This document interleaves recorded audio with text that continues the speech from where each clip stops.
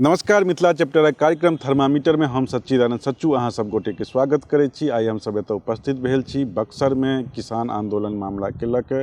ओतऽ Chausa power plant के लऽ के किसान आंदोलित छथि, पुलिस द्वारा लाठीचार्ज कयल गेल है। तकर बाद जे छै से चंद्रशेखर के बयान के लऽ के सेहो हम सब चर्चा करब। शिक्षा मंत्री छथि चंद्रशेखर जी बिहार के, आ ओ रामचरित मानस के लऽ के जे बयान देलथि है ओहि पर में बहुत घमर्थन भऽ रहल छै, बहुत आपत्ति जतायल जा रहल छै। आ संगहि जे छै शरद यादव के आइ निधन भऽ गेल छनि, अहू पर हमसब बात करब जे राजनीति में, देशक राजनीति में आ बिहारक राजनीति में हुनकर की केना योगदान रहलनि हैं। आने बेर जकाँ अहू बेर हमरा सब संगे गपशप करबाक लेल एतऽ उपस्थित छथि हमर सभक कार्यकारी संपादक सतीश वर्मा जी। वर्मा जी, अहाँके कार्यक्रम में बहुत बहुत स्वागत अछि। धन्यवाद। हमर पहिल प्रश्न ई अछि जे खासकर किसान मामला के लऽ के हम बात शुरू करऽ चाहब जे किसान जे छै से मुआवजा के मांग के लऽ के आंदोलित छथि आ हुनका सब पर जे छै से पुलिस द्वारा लाठीचार्ज कयल गेलैए, एकरा अहाँ कोन ढंग से देखै छियै? किसान आंदोलन के जे पुनरावृत्ति जेना एक बेर किसान कानून लेल भेल रहै, तऽ किसान लगातार देख रहल छियै जे अपन मांग लेल उत्तेजित भए रहल अछि। स्वाभाविक छै किसान सबके जे मांग छै जे ओकरा उचित समर्थन मूल्य मिलै, ओकरा बिजली मिलै सब्सिडी रेट पर, ओकरा मतलब जे तमाम यूरिया छै, सब खाद छै, डीएपी छै, फर्टिलाइजर छै, ओ समय पर मिल जाए बिस्कोमान से सरकार के तरफ से सब नहीं भेट रहल छै। ओहिमे राज्य सरकार सेहो फिसड्डी साबित भए रहल छै।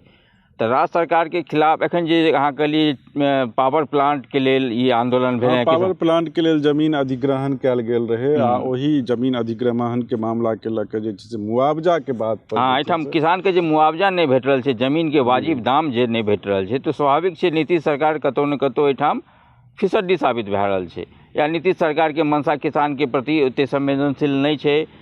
ताहि कारणे किसान सब आंदोलित भेला हैं। आ ई एकटा भए सकैए जे किसान आंदोलन जेना दिल्ली में भेल रहे, कहीं ओकरे पुनरावृत्ति तऽ नहीं होवे, सेहो एहिमे एकटा डर, एकटा भय देखल जा रहल छै।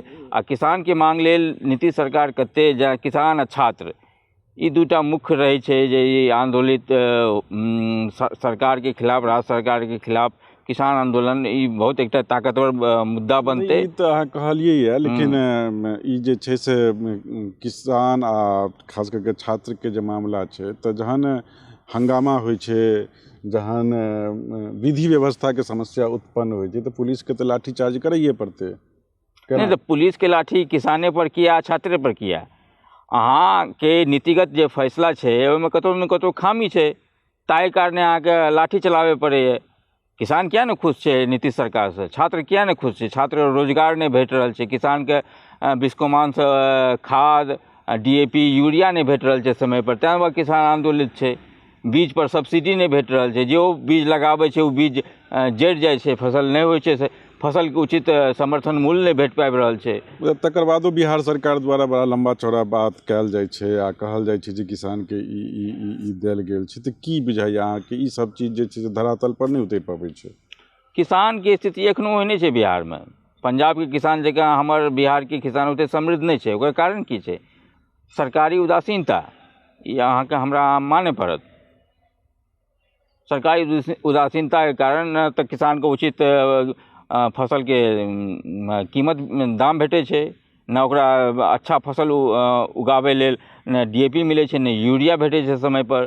लंबा लाइन लागल रहै छै, भरि भरि दिन लागै छै, तब जाके एक बोरा खाद भेटै छै, ओहो नहीं भेटै छै। नहीं तऽ वो काला बाजारी से ओकरा 300 टका के खाद 800 टका में खरीदे पड़ै छै। सब जगह या पूसक मास में देखबै इएह हल्ला रहै छै खाद लेल, काला बाजारी होइ छै भयंकर खाद लेल।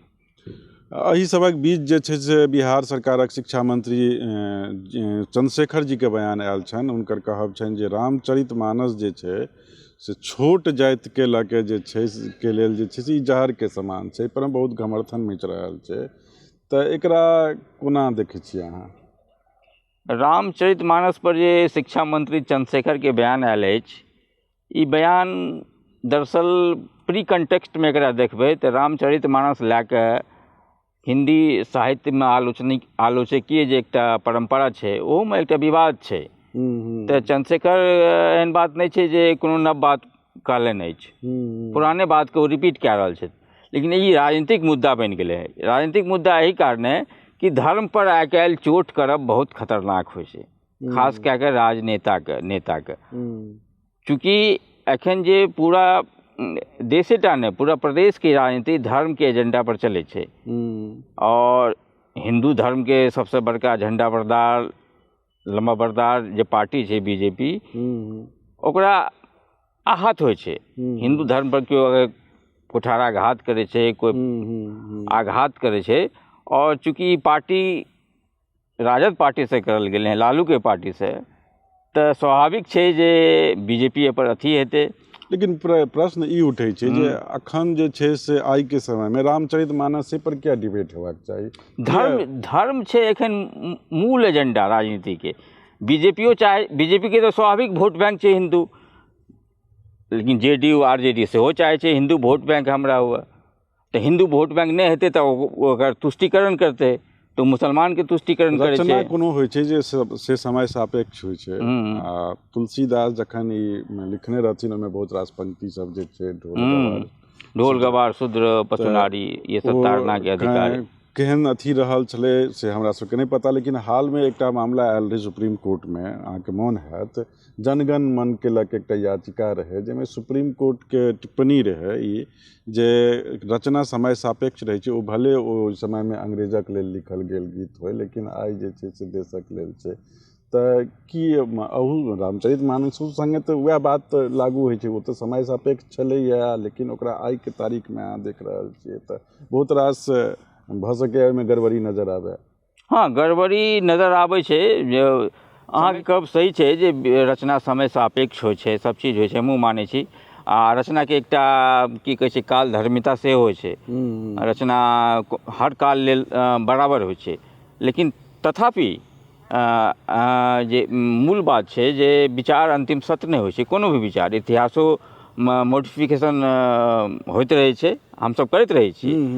तऽ तुलसीदास के जे महत्वपूर्ण कृति छल, जे घर घर में सबके लेल पूज्य छै, पूजनीय छै रामचरितमानस। बिल्कुल बिल्कुल। ओ तुलसीदास के एकटा रचनात्मक कृति छै, लेकिन ओ एकटा धार्मिक अवधारणा बनि गेल अछि।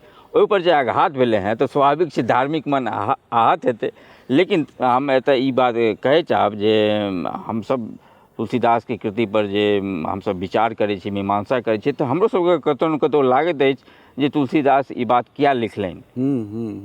शूद्र के मन में शूद्र के प्रति, स्त्री के प्रति उनका मन में कोनो एहन तरह के कोनो दुर्भावना तऽ नहीं हेतै, लेकिन अब चूँकि इतिहास उस चीज के विश्लेषण कए रहल छै तऽ स्वाभाविक है जब। हाँ, सही बात छै। एहि सबक बीच जे छै से अयोध्या के एकटा संत द्वारा ई बयान एलै है जे चंद्रशेखर बिहार के जे शिक्षा मंत्री छथि, हुनकर जे जीह काटि के आनत ओकरा 1 करोड़ के किछु इनामक घोषणा केलखिन है। ई कतेक अहाँके जे छै से अथी बुझाइया, उचित बुझाइया? ई आहत मन के एकटा क्रोध छियै। अच्छा, तऽ छेबे करे। अहाँ हिंदू धर्म कोनो छोट मोट धर्म नहीं छै, बहुत पैघ धर्म छै, बहुत विशाल एकर जन समुदाय छै। और भारत बहुत विशाले टा नहीं, बहुत डेमोक्रेटिक तऽ अपना एहि धर्म में जे छै से सिस्टम सब रहलै। लेकिन हाल फिलहाल के किछु घटना सब जे छै से बुझाइ छै जे ओहि डेमोक्रेटिक भावना पर कतौ ने कतौ आघात पहुंचा रहल छै। नहीं, स्पष्ट करबै एकरा ई बात हम। माने जे हमर सबक जे धार्मिक जे डेमोक्रेसी छलै, ओहिने कतौ नहीं बुझाइ जे एम्हर जे किछु घटना सब भेलै जे ओ धार्मिक डेमोक्रेसी पर सेहो आघात छै।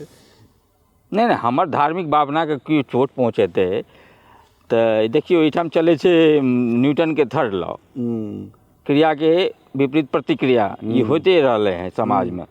और जते धार्मिक युद्ध भेले हैं, चाहे यहूदी वर्सेस क्रिश्चियन हुए, चाहे जे भी युद्ध हुए, इतिहास वही पर बनल है।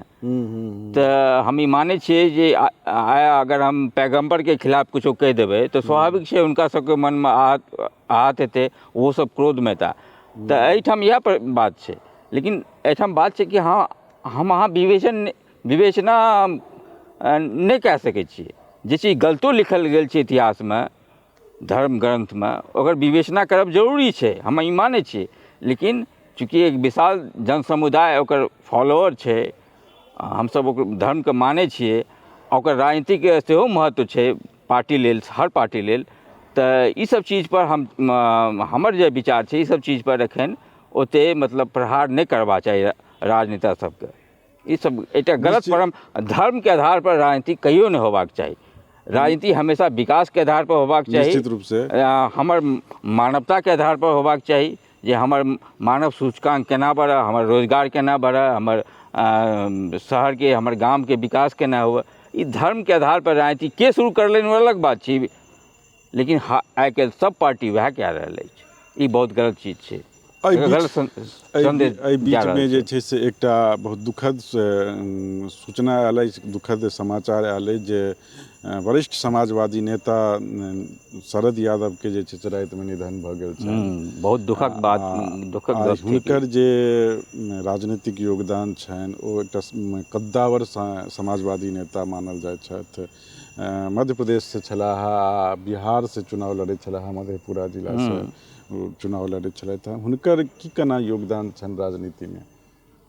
देश और बिहार दुनू के राजनीति में हुनक बहुत मतलब एकटा लेजेंडरी सोशलिस्ट लीडर, मतलब अहाँ कहलिए ने कद्दावर समाजवादी नेता। मधुलिमी के टाइम से लोहिया के चेला छला शरद यादव। हम जानते हेबै जे लोहिया के जे परंपरा के जे जते समाजवादी नेता छै, जयप्रकाश के विचार से बहुत तो मधुलिमी के समय से शरद यादव राजनीति में आयल। मधुलिमी के संग राजनीति में आयल 1977 में, जखन 75-76 इमरजेंसी के बाद शरद यादव पहिल नेता छै जे जेल से चुनाव जीतने छला। अखन हम हुनकर राजनीतिक कैरियर के जे खंगाल लिए तो हमर नजर आयल जे जनता से जुड़ल नेता छला, समाजवादी नेता।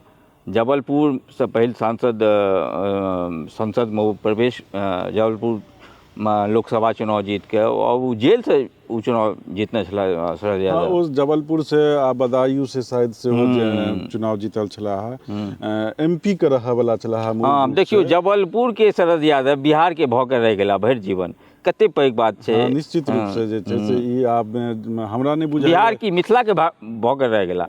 हाँ, मिथिला के भऽ के रह गेला। हमरा नहीं बुझल है जे ओ मध्य प्रदेश में कतेक लोकप्रिय छथि, लेकिन ओइसे कनियो कम नहीं बल्कि हमरा बुझाइए ओइसे बेसिए मिथिला में बिहारक राजनीति में जे छै से ओ लोकप्रिय नेता। हाँ, मध्य अपन घर से बेसी अपन जे कर्म क्षेत्र, कर्म भूमि रहे मिथिला, ओकर लोकप्रिय नेता छला, समाजवादी नेता छला।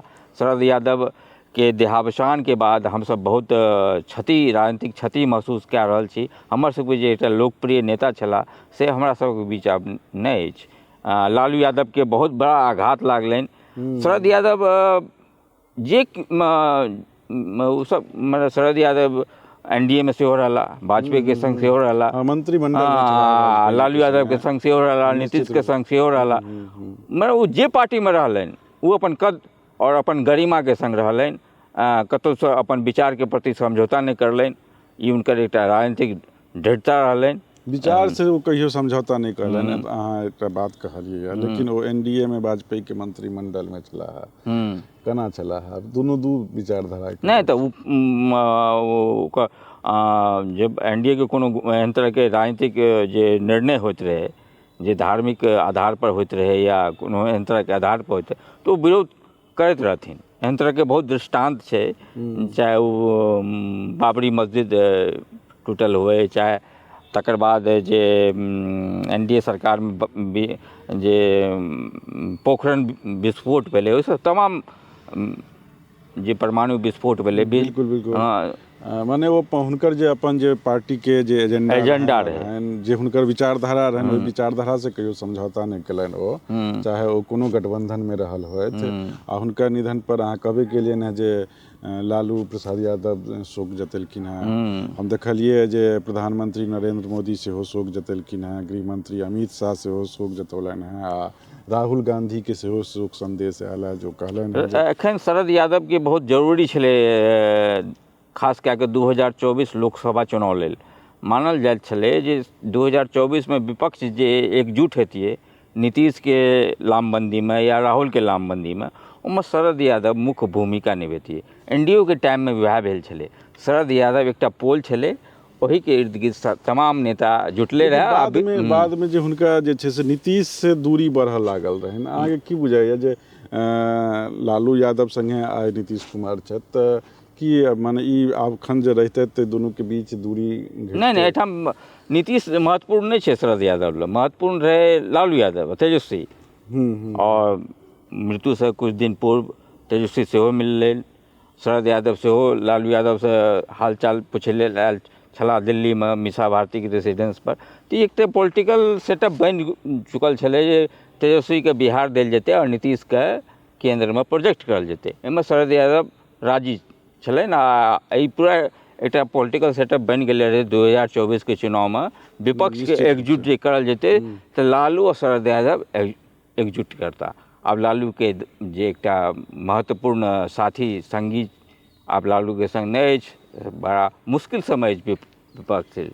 निश्चित रूप से प्रधानमंत्री आ गृह मंत्री कहबो कलन है जे ई शरद यादव के निधन जे छै से भारतीय राजनीति के लेल अपूर्णीय क्षति छै, से ठीके अपूर्णीय क्षति छै। अहाँ सबके ई कार्यक्रम केहन लागल से फीडबैक देबाक कष्ट करी, हमर सबक चैनल के सब्सक्राइब करी आ वीडियो के बेसी से बेसी शेयर करी। हम सब फिर अहिना अगिला शुक्र के एही समय में एतऽ उपस्थित है वा आन मुद्दा सब पर गपशप करब। तावत हमर चैनल के सब्सक्राइब करी। धन्यवाद।